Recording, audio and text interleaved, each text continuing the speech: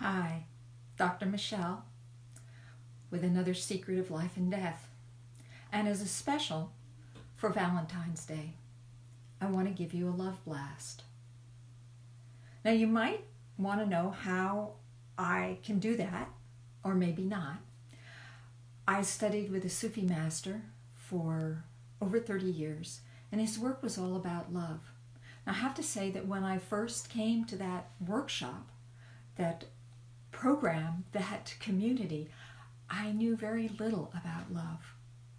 But now I want to share some because I am all about love. And of course, it's the bigger love. So I invite you to just take a moment, to take a breath, to look at this video and see if you can feel the love. Hi Terry, thank you for joining. I'm sending you some love.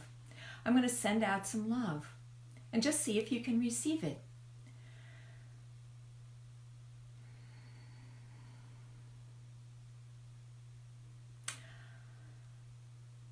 Oh, I think you ran away too soon. Just stay a little bit longer and receive the love. How do you know if you're receiving love? Well, you feel it in your heart. Your heart expands. It feels full. It feels rich. It feels wonderful. And the more you receive love, hi, thank you for joining. The more you receive love, the more that energy, that feeling, that sensation gets bigger. And it actually can fill the whole room. If you haven't had love for a while, or maybe if you've been hurt in love, or maybe if you're not quite ready for it, or maybe you've learned to shut down from it, you might notice that there's some darkness in your heart. Maybe there's a rock or something hard, or maybe there is a resistance, or maybe your mind is saying things like, well, no, I can't receive this love. But open to it. I'm sending it to you right now. I'm sending you love this very moment. Just breathe in and see if you can't allow it to come in. And you know, it's okay if you're not. Just see if you can let a little bit in.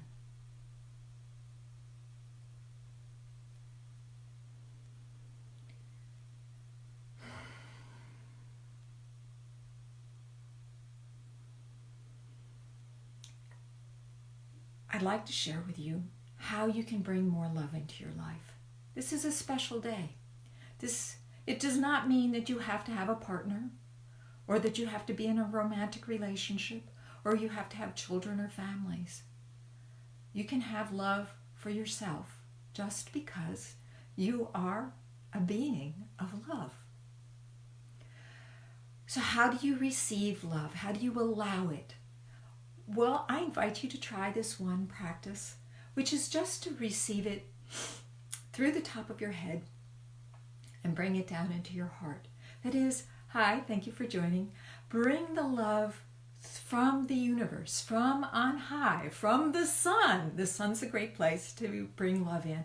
And just let it come into your body and let it drain down in through the top of your head all the way down to your heart. And let your heart expand. And just feel that love. It doesn't have to have any attachment. It doesn't have to have anybody else attached to it. It's just there for you all the time. That's what we are. We're beings of love. Beings of light. Now, if you've had a little hard time receiving that love, or maybe you had a little and it was just enough and you had to run away, it's okay. There's a lot more where this comes from. And you actually have capacity to make it yourself. But you can't make it yourself if you're running on empty. If you have lost all the love, if it's drained out of you. And oftentimes we lose that love. We lose that sense of being lovable very early in our lives. Because when we come into this three-dimensional plane, we are beings of light, But we come into this material world and we inhabit these material bodies. And although you look at pictures of babies, they are full of love. It actually takes a number of years for that to be shut down. They are so wide open, so available. But they also have needs. We have needs. We have needs because we are in this human form. And humans are herd animals. That is, we are actually programmed to bond, to connect with each other. And so as children, we forget that love is there all the time around us. We forget that we are beings of love. Hi, thank you for joining. I'm going to just give you a blast of love and then I'm going to talk some more.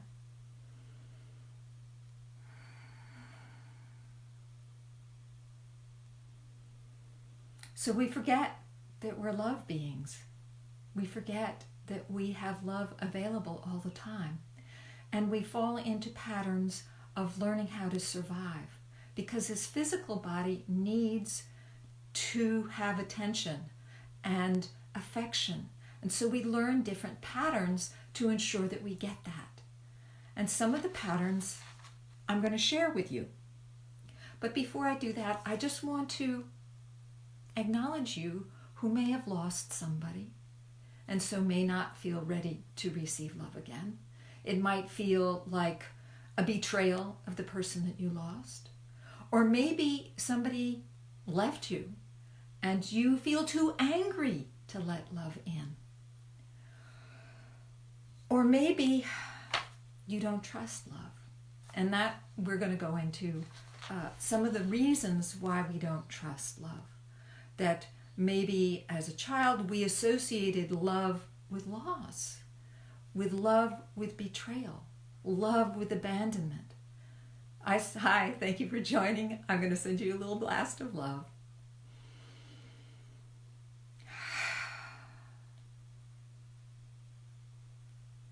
When you send love, you actually feel it inside of yourself. There's no way to send love without feeling love. But if you are on empty, if you have been depleted, you may need to build it up. And that's what I'm doing today. That's my Valentine gift to you today, is to send love to you, to help you fill up your cup, to help you fill up your love bucket. I was talking about childhood and how we learn these patterns to protect ourselves, to make sure that this physical body gets what she needs in order to survive. And she needs not only food and clothing and shelter and warmth, she also needs touch, she needs appreciation, she needs attention, she needs acknowledgement.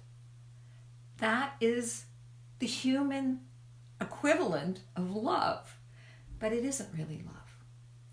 It makes you feel good because this body's wired to get that kind of attention. That's how we survive. And so we actually get a hit of endorphins, of dopamine.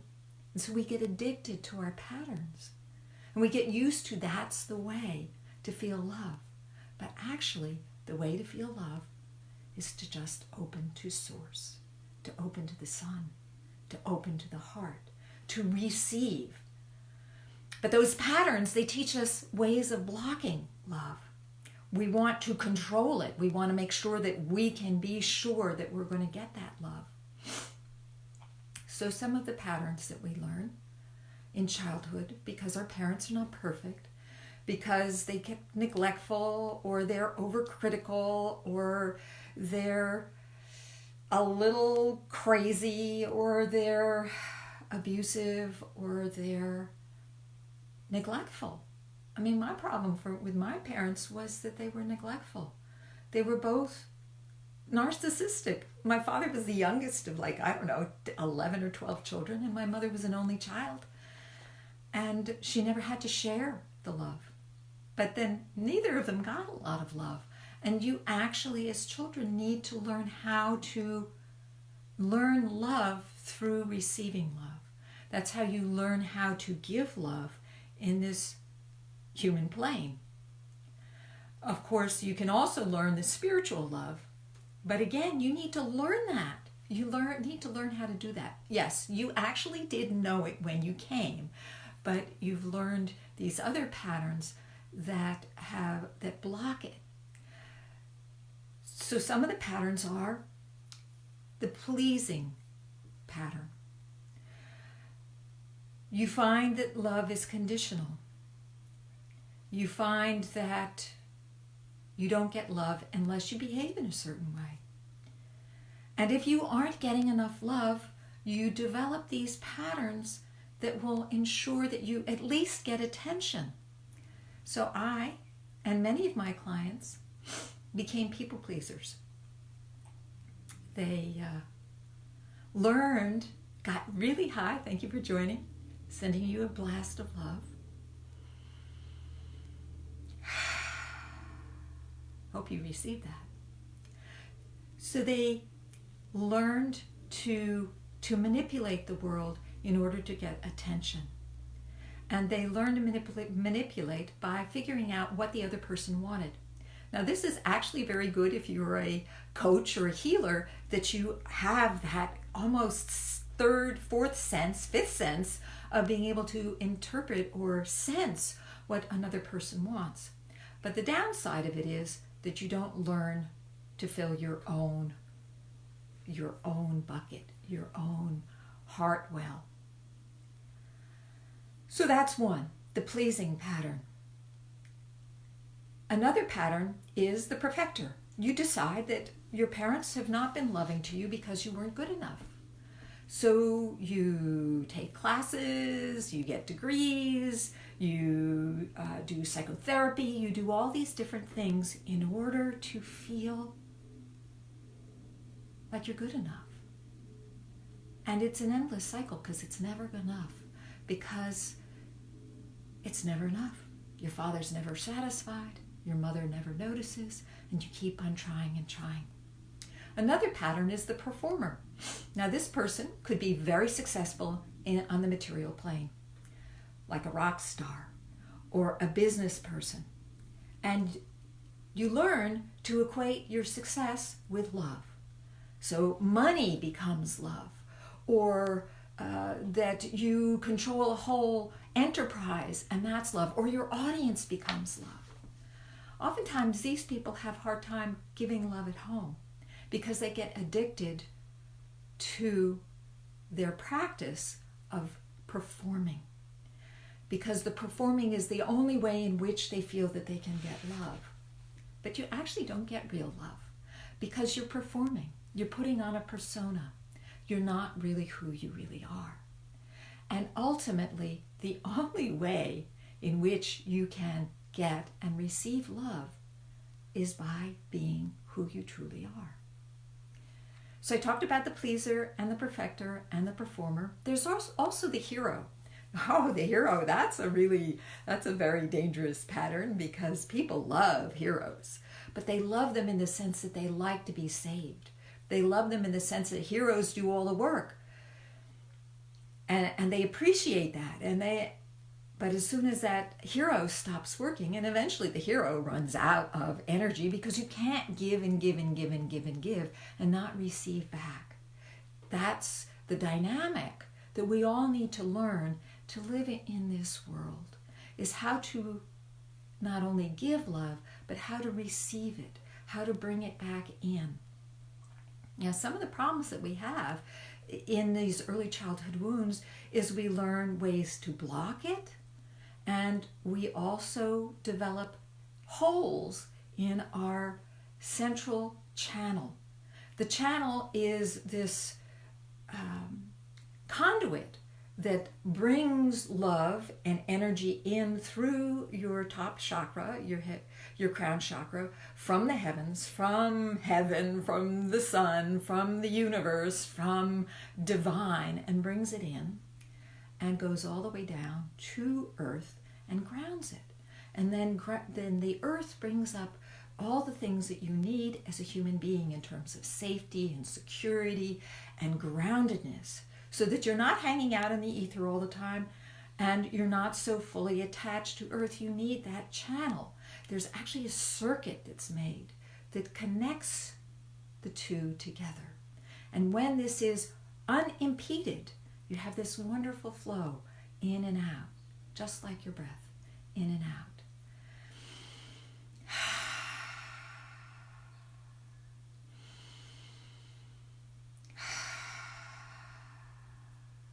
In and out. So the holes, you leak love. It leaks out and it doesn't stay within. And so you keep on needing more and more and more. And where do these holes come from? They come from wounds that have never healed. And that's the work I do, is I help people like you, change makers, leaders, entrepreneurs, healers, to heal your wounds so that you can contain the love that you are always working to receive and to give, so that you don't run out, so that you form a balance between the giving out, hi, thank you, sending you a blast of love, so that you don't run out. You need to find that balance of receiving and giving. And you also need to step out of the way of preventing the love from coming in. So I want you to take a moment and notice, were you able to receive my blast of love? And if you weren't, how were you holding yourself against that? Where were you restricting it? Was there some kind of wound in your heart? Was there some sort of thing that was preventing you, some sort of sensation or feeling? Okay, so receive the love. Notice where you're not receiving the love. Notice how you're resisting the love. Notice how you block it. So the next series of patterns are what I call the controlling patterns. Now in the one pattern, the pleaser pattern, you believe that there's something wrong with you, that you're not getting love because you're damaged in some way, and that if you get things right, if you figure it out, if you get it just right, love will flow into you. The controller believes the opposite. They believe that the problem is out there in the world, that something was wrong. And oftentimes they came from very dysfunctional families where there wasn't a lot of love. Maybe there wasn't even food. Maybe there was violence. Maybe there was verbal abuse. Maybe there was sexual abuse. And so this child learns how to control the world. And so the controller chooses partners that they can control, that are weaker, that need the controller's strength. And the controller has developed that strength in childhood because they needed to survive. So they actually are very resourceful people. And people who don't have that, sometimes pleasers, get drawn into their orbit in order to feel protected, in order to feel safe. Now the controller gets their hit out of manipulating and molding their project, their partner, their loved one, telling them how they're wrong, how they need to change, how they need to get better. And of course, if it's a pleaser, they're like, okay, tell me what I need to do. Just tell me what I need to do. And so there becomes this dynamic. And actually, it can go on for a very long, long time. Until either the project finally gets fed up and leaves, or sometimes the project dies because it isn't a real love exchange. What I said before, you cannot really have love unless you're being truly who you are. Otherwise, it's fake. You're not who you are, and whatever love you're receiving, you're not really receiving it. You have put on this persona, this mask, this shell that protects you because you're afraid of being rejected, which is huge. We are in these human bodies, and these human bodies do not like to be rejected. They are wired to not want to be rejected because rejection is like death. It's like hurts your survival. So it's understandable. So another pattern of the controller is the victim. Remember, it's the outside world with the controller. Everything's wrong with the outside world. But in this case, the victim controls through shame. Now, you may not have been the victim, but they shame you by their tragedies, by the way in which the world has abused them so unreasonably. And you want to, if you're a pleaser, you want to take care of them, you want to make them feel better. And that's how they literally suck all the love out of the room into themselves. Unfortunately, when you're a victim, you never are allowed to receive that love because you're always needing to be a victim. And if you give up being the victim, you don't know how to get anything. So at least you get attention, but you never allow yourself to receive the love. The third pattern, this is a very common mother pattern, is the martyr pattern. I've worked so hard. I have done so much for you. You owe me. So this is the guilt pattern. It's like you need to give to me because I have given so much to you. My heart goes out to all those martyrs. And of course, I grew up in a spiritual tradition, a religious tradition in which martyrdom was equated with sainthood, was you give up everything. It doesn't work. It does not work in this world. It's fine for saints because they die and then they are in a higher spiritual place and they're fine. But if you want to live in this world, being a martyr, first of all, oftentimes doesn't get the results. People feel like it's being sucked out of them and they get angry. And you actually never receive it because you always have to be in this place of deficit, like you're not getting enough. My mother used a little bit of this martyrdom, and what I felt was I could never have any money in the bank. That is, I would do things for her to make her feel loved, and then the next minute she would say, well, what now? It was like there was this endless, empty, huge pit. Well, that's where the leaks are coming in, that the love is not really landing, it's just leaking out that channel. So you actually need to heal that channel, that love channel, that container, so that it doesn't all leak out. And that's the work I do, is to heal the emotional wounds so that you can allow love into your life. And I do this through what I call a life makeover, or second chance at living life in a different way. Living life as who you really are. Living your purpose is one of the ways to open up that channel. Spirituality is another way to open up that channel. But if you want more than spiritual love, which, by the way, I'm telling you is fabulous, it's wonderful, and yes, you literally can live in this world until you die with spiritual love. It is exquisite.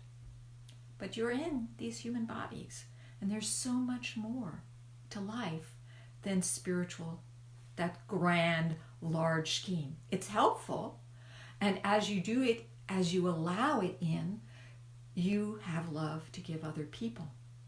And when you're able to give love to other people freely, with trust, without restriction, without reserve, that's when you actually can get love back in. But you need to make sure that you have that balance of recharging your batteries. And you also need to make sure that you're not leaking it out on the ground or leaking it out all over the place. You need to heal those chinks, those little cuts, those wounds that are in your work field and in your channel. So I've talked about the pleaser and the controller. So there's another pattern. And this is perhaps the saddest pattern, because this is a person who has never felt quite in control of things, that they haven't figured out how to manipulate the world, and so they react against it. So one of these patterns is the rebel. And the rebel actually courts revulsion. The rebel picks out causes in which they can channel all of their anger at not being loved. And Lord knows there might be a lot of anger in not feeling loved. Now, why would a child not get love from their parents? Well, their parents might just be too self-centered, or the child might actually remind the parent of some terrible thing, like the loss of their spouse, or maybe that their spouse was a jerk, or some loss associated with that child, that child, no matter what he or she does, can never be enough. And so the child may become a rebel. Oh, so you're not going to love me? Well, I'll show you what it is. And so that child becomes the parent's worst nightmare. Everything that parent stood for, that child is going to go against it. Now, another pattern is the shapeshifter. The shapeshifter is a person who really truly believes that they didn't belong in this world, that they were different. Maybe psychic, maybe cosmic, maybe otherworldly, different. And you feel like you were born into the wrong family. And if you were to show who you really are, you would be rejected and abandoned, maybe even murdered. So you hide yourself. You shift your shape into something else. You camouflage like the octopus. You change colors to fulfill. It's a little bit like the people pleaser, except that you don't really trust. You don't really trust the other person. You don't really allow the love in. You're just keeping yourself alive and taking your basic needs. Now, another pattern is the self-soother. This person has given up, has figured out another way to make this body feel okay. Oftentimes, these patterns are distracting. So, drugs takes you into another place so that you don't have to feel the hurt, because there is a physical sensation associated with that rejection. And so they hide it. They distract themselves from it. So drinking and drugs, eating is a really, really good way of distracting yourself, because there's chemistry in that food, and there's so many different varieties of food, and there's so many ways to make yourself feel good. And you actually do get a physical boost. Sugar is a particularly pernicious food item because it makes you feel good for a while and then you drop into a blues. And it actually stimulates, I found this out, it actually stimulates a desire for more food. Yeah, it really does. I know. I quit sugar and carbohydrates a year ago, and I'm no longer hungry. I mean, I get hungry when I'm hungry, but I don't get that craving that I used to get. I mean, unbearable, unstoppable craving. So there is an aspect, an addictive aspect. I'm not sure why Mother Nature made that with the sugar. Maybe it was just the plant's way of making sure that you would eat their fruit so that you would spread their progeny. Whatever it is, it's pretty addictive. And that's a hard pattern to break. Now, sometimes people overeat, not because they're trying to soothe, although it may be both of these, but actually to protect. This could be in the case of somebody who has been molested or sexually abused as a child, that they, on one level, feel that they must be so sexually overwhelming that they need to hide it. Because if they were to show who they really are, they would magnetize all these sexual abusers, all these sexual predators. And so they have to hide themselves. And even then, these people are amazing. It doesn't matter how much, they still exude that sensual energy because it's been activated and has been empowered by a parent or somebody in their life. Now, some people will do other kinds of things. I read about this woman who became a anorexic bulimic as a result of being abused. But it was a one-time only abuse, and it was more about self-loathing. and self-destruction. So you see, there are lots and lots of patterns. Let me see, there's one more. Okay, so there's one more, and that's the resistor. This person has been wounded in love, has associated love and that unconditional love with being hurt or wounded. So this could be somebody who has been abused physically or rejected emotionally.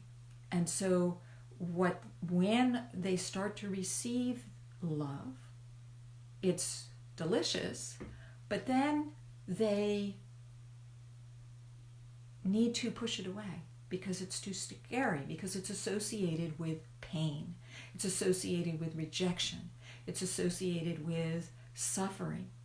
And so they actually instigate an argument or a disruption or an uproar in order to push the source of love away.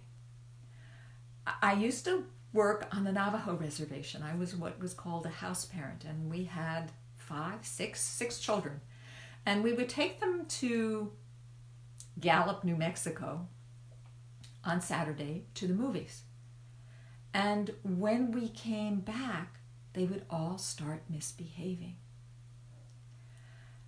Part of it was a habit that in these were emotionally damaged children, that in their upbringing they had associated with a good time on Saturday with their parents getting drunk and getting violent and getting abusive. And so they were already preparing themselves to be rejected and would actually fulfill that rejection because, of course, they would lose their points, they would lose their privileges, and they would feel unloved. Though we tried very hard to continue to love them, it's very hard to love a misbehaving child, especially if they're not your own. But we figured out the game that they were playing. So those are some of the many patterns that I have discovered over the course of being a PhD psychosocial analyst, working with people around grief and loss. And I have, in my grief and loss work, it's always about more than just relieving the grief.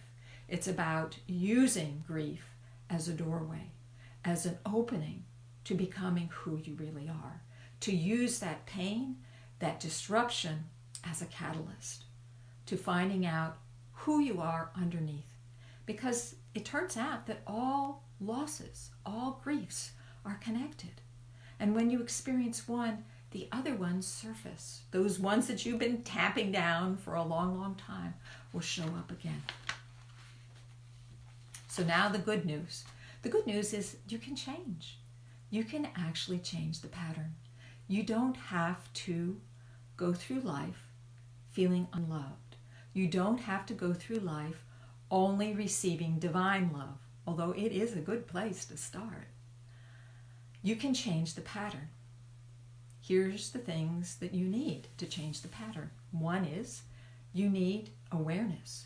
You need to notice when you are resisting receiving, when you are pushing love away, when you are trying to manipulate love and then getting angry because you're not getting it. You become aware. You become self-aware, and you notice the pattern. The next thing is you need to take action. You need to change the pattern. That, of course, is the work that I do. And if you want to know more about that, please click on the link in the comments section and schedule a 15-minute call with me. I'll be happy to tell you how to change your pattern and also give you a blast of love. Then finally, you have to have the courage to be yourself. Ultimately, that's where you're headed, is to trust that you are going to be loved regardless of being yourself, that you don't have to be somebody else, that you don't have to control, you do not have to manipulate the world, that you're actually lovable as this light being. And finally, the other way is a life makeover, and that's what I have to offer, is how to do it, the instructions, the practices, that I've been using with my clients for years to transform their lives. I've taken people who have been devastated by the loss of a loved one, that have been devastated by abandonment of their spouse, and help them to see the pattern that they had from very early childhood, and have compassion, forgiveness. Forgive yourself for wanting to behave in certain ways in order to receive love. Forgive yourself for blocking it. And take the baby steps, the important, empowering steps that are going to transform not only how the universe or the world responds to you, but how you respond to yourself. In fact, that's the first part, is that you start feeling about yourself in a different way. You become empowered. And when, I know it sounds like a cliche, you gotta love yourself. When you love yourself, other people will follow, because everybody loves a lover. I'm going to end with a final love blast. So hang in there, hold on, open up your heart, see if you can let it come in, because I'm sending through this tiny little hole in my smartphone.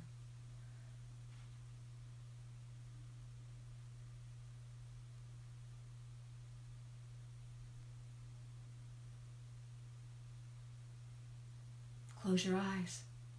Let it come in. I'm sending it. Letting it expand. Let it expand inside your heart. You are loved. You are important. You are valuable. You are brilliant. And bye for now.